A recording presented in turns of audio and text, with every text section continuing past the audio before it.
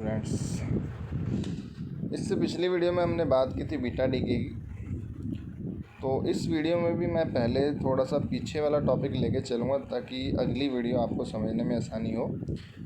तो हमने last video में बात की थी बीटा डीके की। तो बीटा डीके हमने बात की थी, दो तरीके का होता है, बीटा नेगेटिव और बीटा पॉजिटिव। तो यहाँ पे अगर हम बात करते हैं सबसे पहले बीटा नेगेटिव डीके की, तो अच्छा पहले अगर मैं बता दूं, बीटा नेगेटिव डीके में जब भी होगा तो हमारे पास एक अमिट होता है इलेक्ट्रॉन। एक इलेक्ट्रॉन न्यूक्लियस से बाहर जाएगा। और अगर बीटा पॉजिटिव डीके होता तो एक पॉजिट्रॉन जो है वो न्यूक्लियस से अमिट होता है ना। पॉजिट्रॉन क्या है? इलेक्ट्रॉन की ही तरह से हमारे पास पॉजिट्रॉन होता है, लेकिन इलेक्ट्रॉन के ऊपर हमारे पास नेगेटिव चार्ज होता है और पॉजिट्रॉन के ऊपर उतना ही पॉजिटिव चार्ज होता है। मास दोनों का बिल्कुल सेम रहता है। तो चलिए बीटा नेगेटिव डीके की हम बात करते हैं। तो ये हमारे पास हो गया पेरेंट न्यूक्लियाई, जिसमें हमारे पास मास नंबर ए और एटॉमिक नंबर जेड गिवन है। तो जब भी बीटा डीके होगा, सबसे पहले बीटा नेगेटिव डीके होगा तो उसमें एक इलेक्ट्रॉन अमिट होगा। तो यहाँ पे हमने एक इलेक्ट्रॉन इस न्यूक्लियस से बाहर निकाल दिया। जैसे एक इलेक्ट्रॉन निकलेगा तो यहाँ पे हम कह सकते हैं कि जो हमारे पास न्यूक्लियस है उसका जो मास नंबर है उसके अंदर कोई चेंज नहीं आएगा। वो अपने पास जो पहले था वही बाद में रहेगा, लेकिन जो एटॉमिक नंबर है वो इंक्रीज़ हो जाएगा 1 से। ये हो जाएगा Z+1। तो अपने पास जो डॉटर न्यूक्लियस बनेगा, इसमें जो मास नंबर है वो सेम रहेगा, लेकिन एटॉमिक नंबर 1 से बढ़ जाएगा। किसमें? बीटा नेगेटिव डीके में। तो ये एक इलेक्ट्रॉन अमिट होगा। साथ में हमारे पास कुछ पार्टिकल्स अमिट होते हैं जो बिल्कुल मासलेस और कह सकते हैं कि न्यूट्रल पार्टिकल्स हैं, जिनको हम कहते हैं एंटी न्यूट्रिनो। तो ये हमारे पास होगी बीटा नेगेटिव डीके की बात। हमने बीटा पॉजिटिव डीके भी लास्ट वीडियो में डिस्कस किया था। तो बीटा पॉजिटिव डीके में क्या है? एक पॉजिट्रॉन अमिट होगा। यहाँ पे भी अगर हम बात करें तो ये हो गया अपने पास पेरेंट न्यूक्लियाई और ये होगी डॉटर न्यूक्लियाई। तो डॉटर न्यूक्लियाई में जो मास नंबर है ये बीटा पॉजिटिव में भी चेंज नहीं होगा। इनिशियली भी ए है और फाइनली भी डॉटर न्यूक्लियस में भी ए है। यहाँ पे जो एटॉमिक नंबर वो रिड्यूस हो जाएगा बाय 1, ये हो जाएगा Z-1।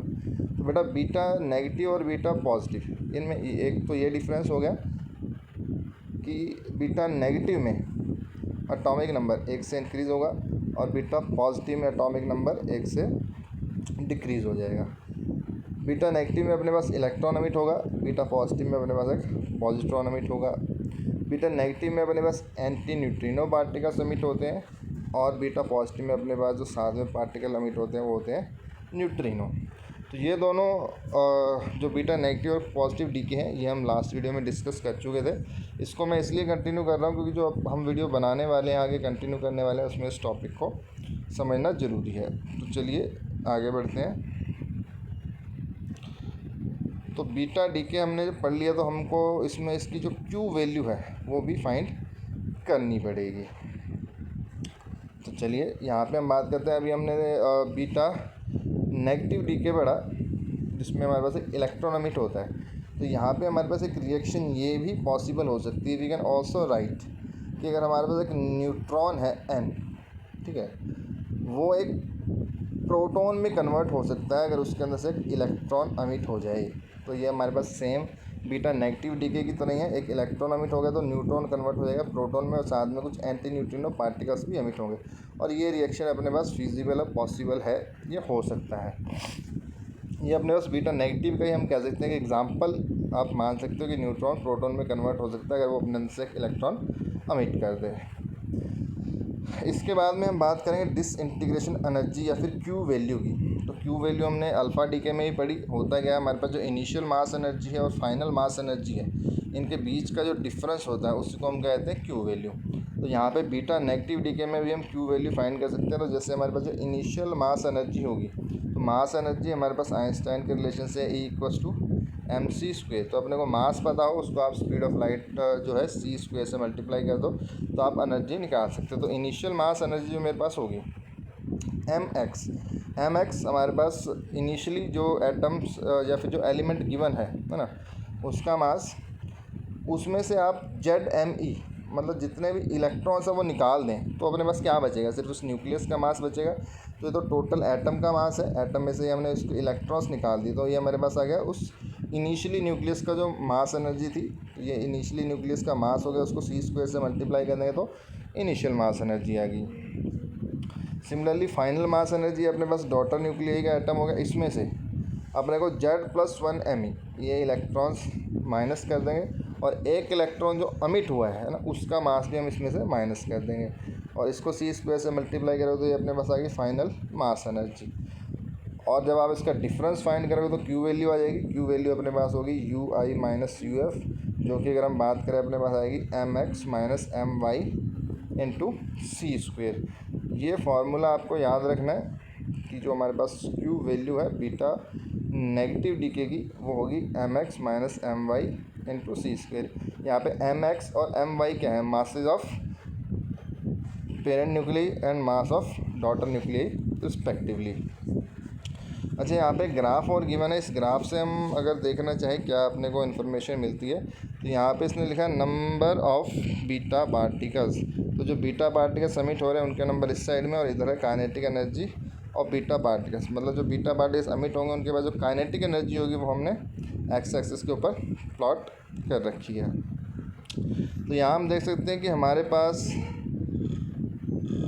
जो सबसे मैक्सिमम काइनेटिक एनर्जी वाले बीटा पार्टिकल्स हैं वो बहुत कम होंगे ना। जैसे अगर हम यहाँ बात करें, यहाँ पे अपने पास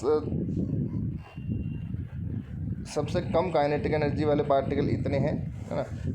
उससे थोड़ी सी ज़्यादा काइनेटिक एनर्जी वाले पार्टिकल इतने हैं, और ज़्यादा काइनेटिक एनर्जी बढ़ेगी तो पार्टिकल कम हो जाएंगे, और कम होंगे और कम होंगे। मतलब आप कहते हो जैसे जैसे काइनेटिक एनर्जी बढ़ेगी वैसे वैसे नंबर ऑफ़ पार्टिकल्स कम होते जाएंगे। मतलब बहुत ज़्यादा काइनेटिक एनर्जी हमारे पास बहुत ही कम नंबर ऑफ़ बीटा पार्टिकल्स के पास होगी, और कम काइनेटिक एनर्जी हमारे पास मैक्सिमम कह सकते हैं नंबर ऑफ़ पार्टिकल के पास होगी। तो इस ग्राफ से हम बता सकते हैं कि जैसे जैसे हमारे पास नंबर ऑफ़ पार्टिकल्स जो हैं इंक्रीज़ होंगे, या हम कहते हैं जो बीटा पार्टिकल्स हैं उनके पास सबसे मैक्सिमम एनर्जी सबसे कम बीटा पार्टिकल्स के पास होगी, और कम kinetic energy maximum beta particles के पास होगी।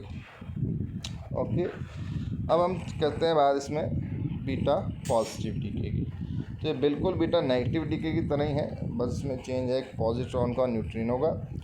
तो इन पॉजिटिव या बीटा पॉजिटिव डीके, अब पॉजिट्रॉन, एक पॉजिट्रॉन अमिट होगा और एक न्यूट्रिनो अमिट होंगे, जो कि हम पहले अभी बात डिस्कस कर चुके हैं। सिंबॉलिक रिप्रेजेंटेशन इसकी हमारे पास डॉटर न्यूक्लियाई होगा जिसका एटॉमिक नंबर और मास नंबर गिवन है। जैसे इसमें से एक पॉजिट्रॉन अमिट होगा तो हमने अभी बात की थी जो हमारे पास एटॉमिक नंबर है वो 1 से रिड्यूस हो जाएगा, लेकिन मास नंबर बिल्कुल सेम रहेगा। और एक पॉजिट्रॉन अमिट होगा और साथ में कुछ न्यूट्रिनो पार्टिकल्स अमिट होंगे। इसका एग्जांपल नीचे दे रखा है, जैसे अपने पास सोडियम है 1123। अब इसमें से जब पॉजिट्रॉन अमिट होगा तो जो अपने पास इसका मास नंबर है 23, इसके अंदर कुछ चेंज नहीं आएगा, ये 23 लगेगा, लेकिन जो अपने पास एटॉमिक नंबर है ये 1 से रिड्यूस हो जाएगा, 11 से 10 हो जाएगा। तो मेरे पास ये बन जाएगा नियॉन 1023, साथ में एक पॉजिट्रॉन अमिट हुआ और साथ में कुछ न्यूट्रिनो पार्टिकल्स। तो यहाँ पे अगर हम बात करें जनरली करें तो mass number A is unchanged, mass number change नहीं होगा, और जो एटॉमिक नंबर है reduce by unity, atomic number है वो 1 से रिड्यूस हो जाएगा। इससे ऊपर हमने बीटा नेगेटिव का एक एग्जांपल देखा था, वहाँ पे न्यूट्रॉन ने एक इलेक्ट्रॉन अमिट करके जो है प्रोटॉन में कन्वर्ट हो सकता है, जो कि हमने लिखा था पॉसिबल है। लेकिन यहाँ पे अगर हम बात करें प्रोटॉन एक पॉजिट्रॉन अमिट करके न्यूट्रॉन में कन्वर्ट हो जाए, ये अपने पास रिएक्शन पॉसिबल नहीं है। ठीक है, तो ये रिएक्शन पॉसिबल नहीं है कि हमारे पास प्रोटॉन एक पॉजिट्रॉन को अमिट करके न्यूट्रॉन में कन्वर्ट नहीं हो सकता, लेकिन एक न्यूट्रॉन इलेक्ट्रॉन अमिट करके प्रोटॉन में कन्वर्ट हो सकता है। यहाँ पे भी अगर हम डिसइंटीग्रेशन एनर्जी या फिर क्यू वैल्यू की बात करते हैं बीटा पॉजिटिव डीके में, तो ये अपने पास हो जाएगी MX MY। MX अपने पास mass of mass of parent nuclei, MY अपने पास मास ऑफ डॉटर न्यूक्लियाई, और 2Me ये अपने पास जो इलेक्ट्रॉन्स अमिट हो गए हैं उनका मास इंटू c²। तो बेटा सिंपल से फार्मूले एक जैसे से ही फार्मूले, इनको आप लर्न कर ले हर एक के लिए क्यू वैल्यू, क्योंकि कई बार न्यूमेरिकल्स में पूछ लेते हैं कि हमारे पास क्यू वैल्यू क्या होगी। तो ये जो छोटे छोटे फार्मूले हैं ये आपको लर्न कर लेने हैं, Q value of alpha decay, Q value of beta negative decay, Q value of beta positive DK.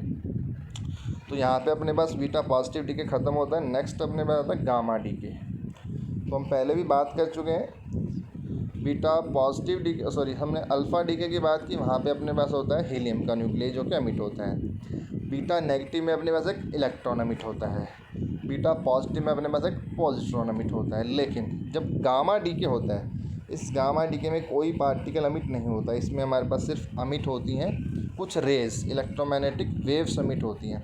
अब होता है क्या, कई बार हमारे पास जैसे मान लो कोई न्यूक्लियस है, इनिशियली हैवी न्यूक्लियस है, वो अपने अंदर से अल्फ़ा पार्टिकल्स को एमिट करेगा, बीटा पार्टिकल्स को एमिट करेगा, रैंडमली ये पार्टिकल्स एमिट करता रहता है।